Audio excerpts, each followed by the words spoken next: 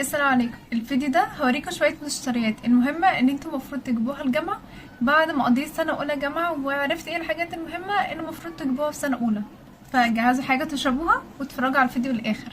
قبل ما اقول لكم ايه هي الادوات المهمه ان انتوا تجيبوها الجامعه، حابه بس اقول لكم على كام حاجه بس كده بفكر نفسي بيها قبل ما افكركم. انت خلاص في اولى جامعه، فخلاص انت المفروض تقريبا من الفيديو اللي فات ان انت خلاص المفروض تحدد هدف من السنه دي انت عاوز تبقى ايه.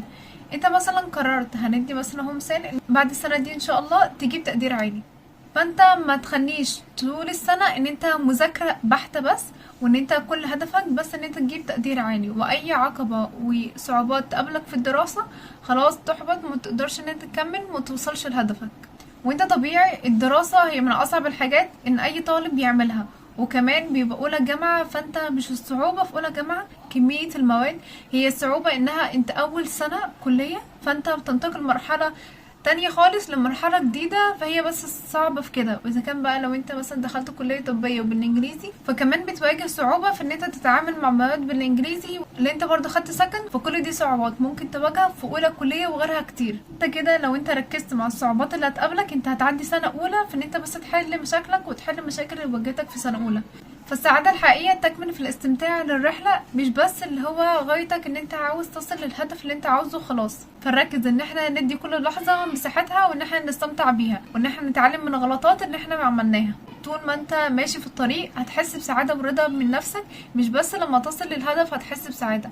فانت طول ما انت ماشي حاول انت تستمتع بالرحلة. طالما بدأت مرحلة جديدة، يبقى لو انت عندك مقدرة ان انت تجيب ادوات، اعمل كده، اعمل حاجات اللي هي بتحسسك ان انت مستمتع.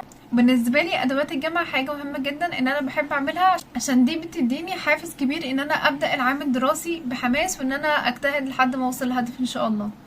فحتى لو انت دخلت كلية انت مش حاببها، ودخلت كلية ربنا كتبها لك، حاول ان انت تشوف المميزات وتشوف الجانب اللي انت بتحبه في الكلية دي لحد ما انت بتحب المجال بتاعك.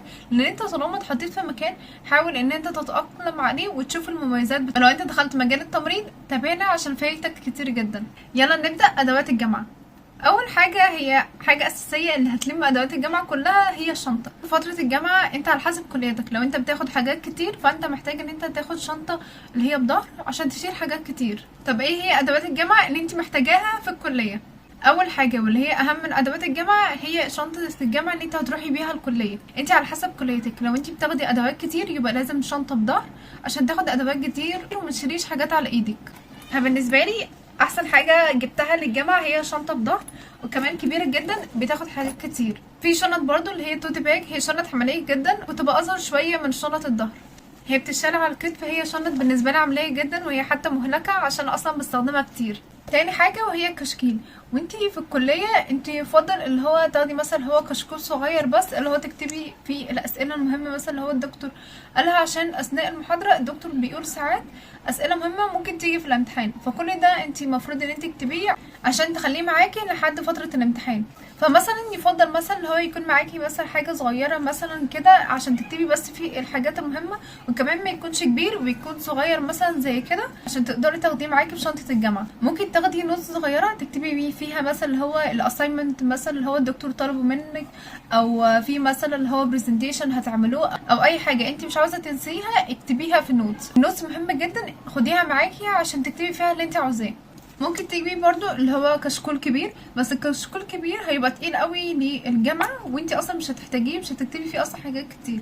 فيفضل ان انت تجيبيه كشكول مثلا اللي هو كبير تقسميه لمواد وتسيبيه اللي هو في البيت. ممكن لو انت بتحبي تعملي ملخصات تلخصي فيه وتقسميه على حسب المواد اللي انت حابه تعمليها. واحنا في الجامعه بيبقى فيه اوراق كتير اللي هو بتاعه المواد وكده، فكل ده ممكن يضيع منك، فيفضل ان انت تجيبي حاجه زي كده وتحطي فيها الاوراق بتاعتك عشان ما تضيعش. وده برضو حلو جدا ان انت تقسمي فيه برضو اللي هو المواد وكده، وتحافظي على الورق هنا. الهايلايتر لو انت مثلا اللي هو بتحبي تلخصي، او مثلا اللي هو تكتبي مثلا اللي هو في كشكول وكده، او معاكي كتاب وتحبي تعملي هايلايت على الحاجات المهمه اللي هو الدكتور مثلا قال عليها. ستيكي نوتس ان انت تكتبي فيها حاجات مهمه وتعليها قدام المكتب. طول ما انت قاعده في المكتب عينيك عليها فبتذكريها على طول وبتقعدي تردديها في دماغك. اللانش بوكس، ايه علاقه اللانش بوكس بالجامعه؟ انت تقولي بقى ان انتوا كبرتوا مش عارفه ايه على اللانش بوكس، بس حقيقي ان انتوا في الجامعه في اكل كتير بره، فانتوا بتقعدوا وقت كتير جدا في الجامعه. فبدل مثلا اللي هو ما تجيبي مثلا اللي هو اكل من بره، واكل اكيد بالصحي، تاخدي مثلا اللي هو اللانش بوكس بتاعك من البيت وتعملي فيه الاكل اللي انت عاوزاه. ممكن مثلا اللي هو تجيبي مره مرتين مثلا اللي هو من الجامعه وكده، بس مش على طول، انت بتقعدي فترات كبيره جدا. فاحسن حاجه ان انت تاخدي اللانش بوكس معاكي. جبت ازازه ميه كيوت دي عليها دببه. اكتر حاجه بحبها في الازازه دي انها ما بتنزلش ميه.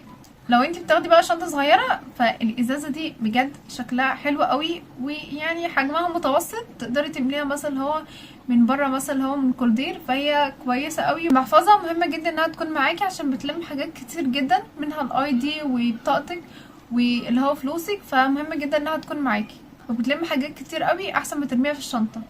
بالنسبه للجامعه احنا بنقعد فترات كتير جدا في الجامعه، فانا كنت باخد معايا اللي هو مصليه اللي هو زي دي مثلا اللي هو مصليه صغيره، تاخديها معاكي عشان ما تضيعيش اوقات صلاه، وصغيره مش هتعمل زحمه في الشنطه ولا حاجه.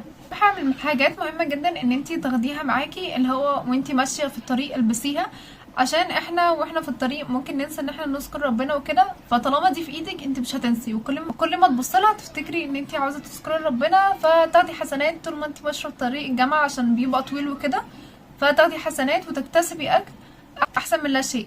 وممكن برضو اللي هو وانت ماشيه في طريقك للجامعه ممكن تسمعي قران، ممكن تسمعي اللي هو بودكاست يفيدك. بس كده، ودي شويه حاجات جبتها للجامعه، مش ضروري ان انتوا تجيبوهم، انتوا بس خدوا المفيد، الحاجات المفيده بالنسبه لكم واللي انتوا محتاجينها. فاستمتعوا بالرحله بتاعتكم، وكل التوفيق ليكم ان شاء الله.